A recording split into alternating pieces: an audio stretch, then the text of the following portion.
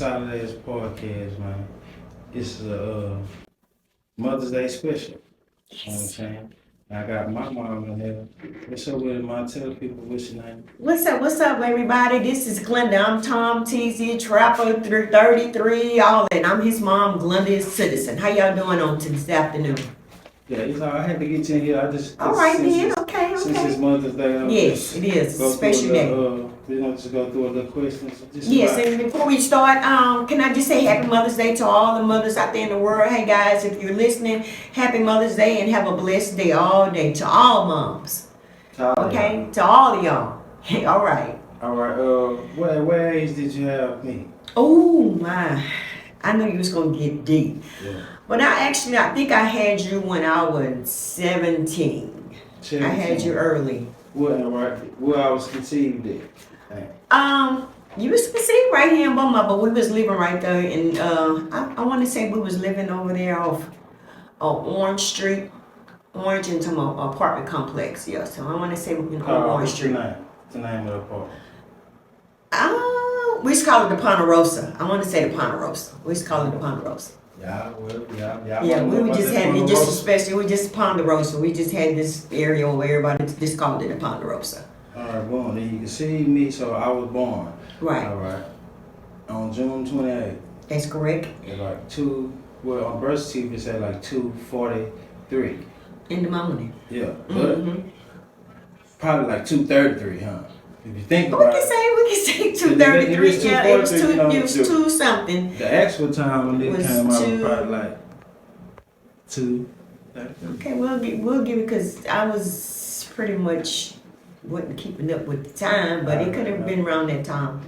Yeah, but it said 2:40, like 2, I think. Okay. All right, boom. So you had me, all right. Then where you was living at? Where the first place I was living at? The first place you was living was in the Ponderosa off Orange Street. I want to say Orange and Emma. Orange and Emma, we have this, like I said, we was in this complex. We lived in this complex, this duplex complex. It was upstairs. And we had brothers, and I had to do what I had to do. Your dad was home a little while, not all the time though, but basically it was just me and your brothers. They stayed going to jail. He stayed in jail all your life. He stayed in jail. But, through the grace of God, I made it. I didn't got this far, so that's good. You turned out to be a good kid after all. I said, and by then, all right, so at the Ponderosa, I'm probably like one, but how old am I, like, from what age range? We range, I think you range from between 1 and 5. Because after we So I'm from the South End. Yeah, so basically basically was on that end.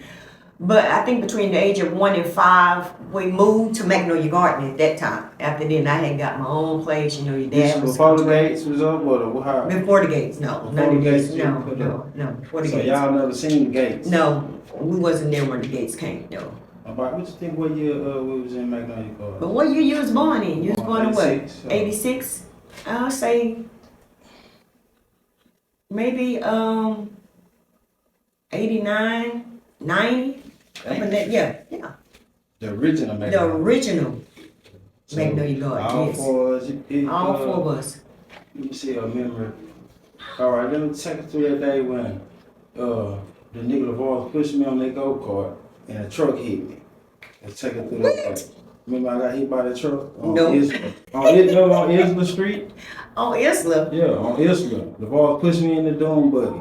On Isla And Street. the truck hit me and dragged me down the street, had my leg. You don't remember? I went to the hospital there. Basically, I really don't. I don't remember that. Yeah, I had. Yeah. I'm talking about. You remember I had that big ass when the truck. When my leg got stuck inside the truck and it drug me. And I had that big old thing. You had the red, I think Ford or something like that. Forgive me, but I just don't remember that. I was going through a lot at that time. I had you and your brothers, and I was doing the best I can. Take care of you guys. So some of that stuff I don't remember. I was young at that time myself, so I was really trying to do, what I could do, and still trying to live, live a life, or try to live a best life that I could. All I did was work, and try to take care of you kids like I did. Me and my dad, thank God for my dad, he's dead and gone right now. Thank God. His name was Irvin Hawkins. Thank God for him. And your mama name? Her name is Geraldine Citizen. And all of us is from the South End. Oh, well, no. It was just really you. Because you was the last one. You was the last one, yeah. So everybody else, we was born from, like Chad and Chris and LeVar, and we was all from the North End. I just moved. We just moved to that end of town. Everybody, my mom, my sister, everybody, we all moved in that same area because it was owned by some Sylvester, Tweet. Yeah. It was owned by Tweet's mama. She was the manager. So when we didn't have nowhere to go, it was a place where you can go where all bills was paid and it was furnished, and all you paid was rent. So that's what it was suitable for us, and we all went there. Mama had crossed the street. And my papa lived in another complex. It was just that's why we called it the Ponderosa, because it was just one big family in that area. The Ponderosa. The Ponderosa. And we ended up migrating to the North End. Yeah, migrated back to the North End. Okay, Papa always was North End guy. Always Gladys Street guy. Yeah. Any wild memories about your dad? Has he got crazy shit he did? Excuse me. No. I know Papa. Papa, he was pretty crucial. He was a good guy, but you never really seen the bad side of him. But he had his faults, after he got a little older, he became a security guard in the gardens at one time, and he was security guard for the old folks home on Pine Street. So my dad was a good guy. He really didn't show us a bad side. I never really seen the bad side of my dad. Not a bad side at all. I've seen some rough stuff because my daddy, like I say, he was a pretty tough cat. He smoked crack, but thank God he got saved. Over the years. I didn't see my dad get. My dad got stabbed in the back when I want to say about 19.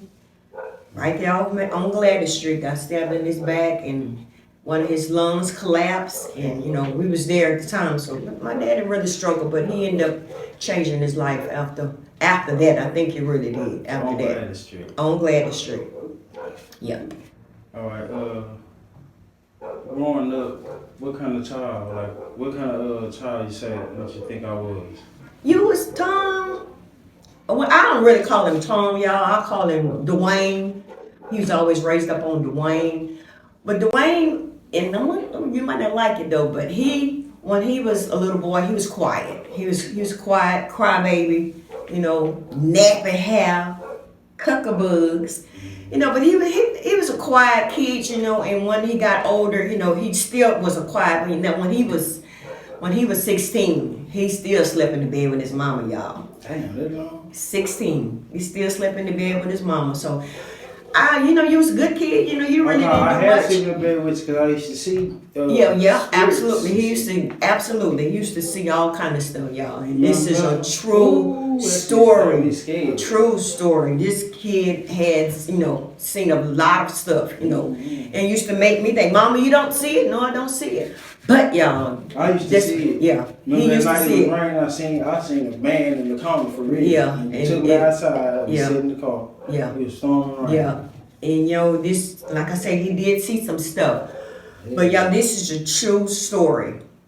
Actually, we was living on Wise Street in some apartments next to Coleman's. Remember, I don't know if y'all remember the Pork Chop Hill. This Coleman used to have a house right next to it. It was just me and him and his brothers, and one night, I'd always told my dad always told me when that type of stuff happens, daughter, just pray and pray over him and say the 23rd Psalm. So I said, okay, this was a time that I really thought about what I needed to do for him. So this particular time, he was crying out. He was always covering his eyes and just, he was just a scared little boy. So I thought about what my daddy said that I needed to do. So this particular time, y'all, true story. I prayed over my child. I prayed the 23rd Psalms. I went all through my house. Dad told me to go all through the house and just pray the 23rd Psalms all through the house, all through the house, all through the house. And I did that. I prayed over my child, you know. Eventually, he ended up going to sleep. But y'all, if y'all never believe in demons that can jump out on you, this is true. It can really happen. Because after I prayed over my child and got him to sleep, the demon jumped up on me. And I don't know if y'all ever had the moment where you, when you're sleeping, you can't move, and you can, all you can do is just be still, and you don't know what to do. You have to. It's nothing you can do. Your mouth can't move. You can feel your mouth moving. You can. It's certain things that you can't do. They're just that demon that got on top of me, and it allowed me. Yeah, it wouldn't allow me to do anything. But thank God, I had enough sense to, to say Jesus or whatever I needed to say. It got off of me, and I don't think you had that problem anymore after that. I don't think you really did, because I really prayed a sincere prayer and know that the 23rd Psalms really works, you guys. So just know that, God is real. You can call on him any time of day or the night. Just call on him. And you don't really have to say a long prayer. Just say Jesus. And he understands. The little thing that jump off you. Yeah, he got to go. You at nighttime. Yeah, he it ain't sleep paralysis. Yes, no. It's not that. No. It's not sleep paralysis. That's not true. It's just truly, you really have to understand that this stuff is really real. So, yeah. But other than that, he was a good kid. I didn't know he was gonna be the person that he was. I didn't see it, through the years, because like I say, I was normally tripping though. No, not really. He was a crybaby, But you really, my old teenage. No, you did. Yeah, you did. You did trip out a little while. You didn't even want to go to school, but when you did go to school, you went to school. You had to go to Job Corps and all that other stuff, and that was a scary moment, knowing that your 16 or 7-year-old son had to go off by himself. Yeah, St. Mark's had to go off by himself. Yeah, he did it though. Thank God. And I got my GED. And got the GED and got a trade. But I didn't know you was gonna turn out to be this man that you is today, with this music and understanding how to write and just how to put stuff in place. Yeah. Like I said, Tom, a lot of stuff I don't remember, but I know you was gonna be a successful man because of your quietness, because of you watched a lot. He was a tattletale and a crybaby, but you watched a lot. But I never snitched to the police. No.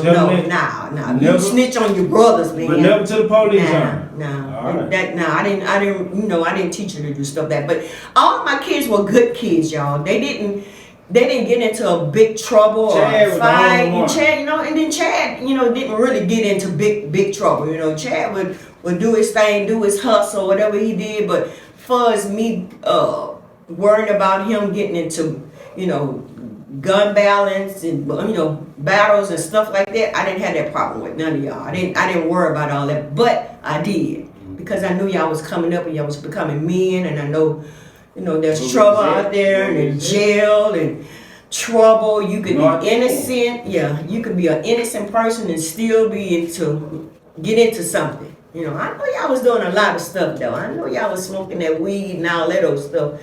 But y'all did it with respect. Remember I was selling that crack with my daddy? Yeah, that's when your daddy was alive.